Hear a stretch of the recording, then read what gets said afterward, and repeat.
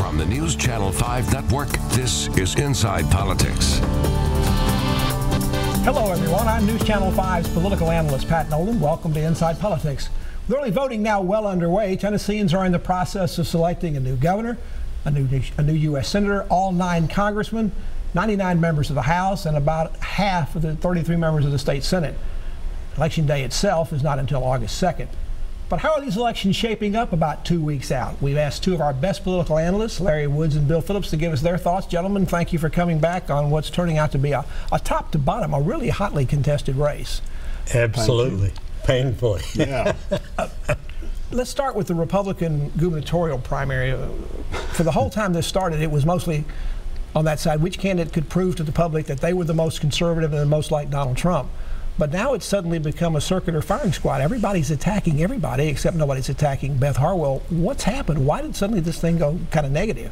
Well, I think they've stressed Trump so much that they're trying to find a difference, get a wedge issue, and so now they're attacking each other so that it's not all about Trump, but it's I'm closer. So, Larry, was this inevitable? Eventually somebody had to start saying they were different? Because it doesn't look like, also looks like, particularly at the top, they've stayed kind of bunched together.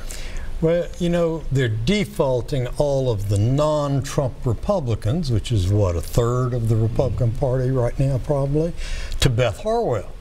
And with 4 major candidates, I mean, my understanding of the polling is Beth is probably lagging the others right now, but with 4 major candidates, you don't need that much to win this primary without a runoff. With 4 people in it and no runoff in here, the winner's going to get what? It'd be well less than 50%. Are we talking about less than 35%? I think it's going to be less than 35%. What does that mean going into November, Bill? Because will the party be, with all of them attacking each other over the next couple of weeks, can Humpty Dumpty stay together for the fall? You know, the Republican Party has a long history of quietly disputing. But the last 2 or 3 years, we've become more like the Democrats and go open with it. Well, that must scare the Republicans. Yeah. I wouldn't be surprised if we didn't have a lot of default in the general to the Democrat side because they're mad. Is that the best chance for the Democrats to win there? Who thought we'd be talking about a Democrat having a chance to win in a state that's been as red as Tennessee's been the last several years? Right. A year ago, I don't think any serious Democratic strategist gave anybody much of a chance of being governor or senator. But since then, of course, Phil Bredeson's decided to get active again, and this circular firing squad between Black and Boyd and Lee at the top of the Republican primary for governor clearly is hurting all 3 of them. I mean, that's the whole purpose of negative advertising, is to depress your opponent's support. So you're right, Pat, in the thrust of the questions you're asking. After the primary is over, whoever wins that Republican primary is going to have some deep wounds, and it's not clear that some of those folks aren't going to just stay home, which of course benefits the Democratic candidate. So, Bill, the most likely candidate from the Democrats is probably going to be Carl Dean? Yeah, it looks like it'd be Carl Dean. I was telling Larry earlier, it intrigues me that the 2 candidates, one in each party, that have the most state-level experience for governor are the ones that are lagging, that aren't making it. Now, Larry, it looks like Beth Harwell, who's the other candidate I think Bill was talking about, is now hitching her wagon to the cannabis bill in the legislature as a way of sort of differentiating herself these last couple of weeks and going to the front now.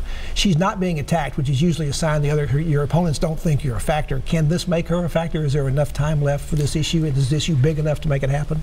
It's a big enough issue, but she's going to have to support it with a lot of paid advertising, and I guess personally she's got the money to do that. So yes, I guess there could be enough time left, but voting's already going on, as we all know. I mean, she's got to run a ton of ads over the weekend and first of the week if she's going to make medical marijuana a voting issue in the governor's race. It'll be interesting. So I think this may be a smart move on her part, because I've been a little questioned why they're putting all their marbles in the Trump basket, because Tennesseans, while they're very strong Trump, when it comes to electing their representatives or their senators or their governor, they want to hear what they're going to do for Tennessee. Now, this attack began with Diane Black. She was considered to be the front runner before this started. And when she started out, she attacked two of her opponents. She attacked both Boyd and Lee. Larry, when the attack started, was that a sign that perhaps Diane Black was not the front runner, or was scared she was not going to be the front runner much longer?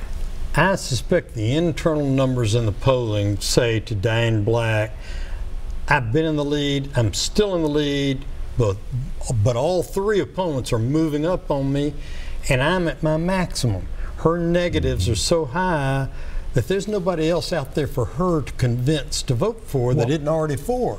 So she's got to keep the vote totals for the others down to win. Well, Bill, all her advertising now, since she started the attacks, are all attacks. She's not running any more. She's not running any ads about her. She's not reading the Bible on the train tracks. She's not. She's not riding around in Nashville talking about slavery and stuff like that. Well, and I think that her attacking like that is backfiring somewhat, particularly among female voters, the younger female voters. I've talked with a number of people around Nashville, and they all are disturbed by that negative, almost vicious attack that she's been doing. Now, Larry, we had very different responses from the two candidates who were first attacked. Boyd has come back with his own attack ads calling her DC Diane, and we'll maybe talk about that later. But Bill Lee's been very different. He's sort of trying to take something of the high road, although there's a little bit of an attack in there.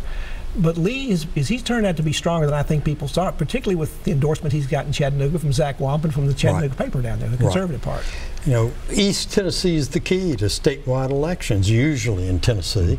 So with Lee getting this newly found or newly announced support, and especially in the Chattanooga area, that clearly moves him up. And you're right, Lee or his strategists have, I think, correctly advised him, look, don't get down there in the mud pit with them.